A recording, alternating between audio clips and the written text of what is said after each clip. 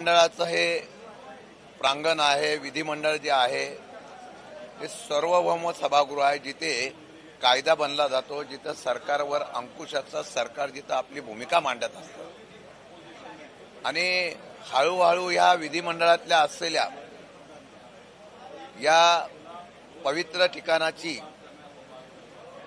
खरं म्हटलं तर दर्जा हा कमी व्हायला लागलेला हे दिसून येत आहे। काल ज्या पद्धतीने घटना घडलेली आहे, राजकीय क्षेत्रामध्ये गुंडगिरी वाढली की त्याच्याकडून काही अपेक्षा अजून वेगळी व्यक्त करावी असं मला वाटत नाही।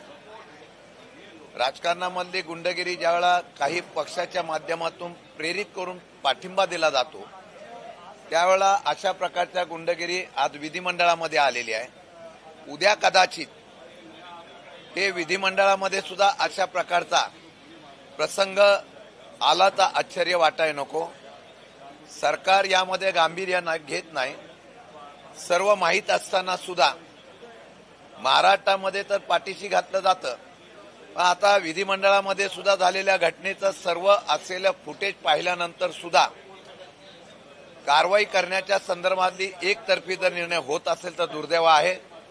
आणि मला वाटतं की सर्व पक्षाच्या प्रमुखांनी, सर्व पक्षाच्या नेत्यांनी या संदर्भामधलं गांभीर्य लक्षात घेऊन काहीतरी आचारसंहिता पाळली पाहिजे, आचारसंहिता बनवली पाहिजे।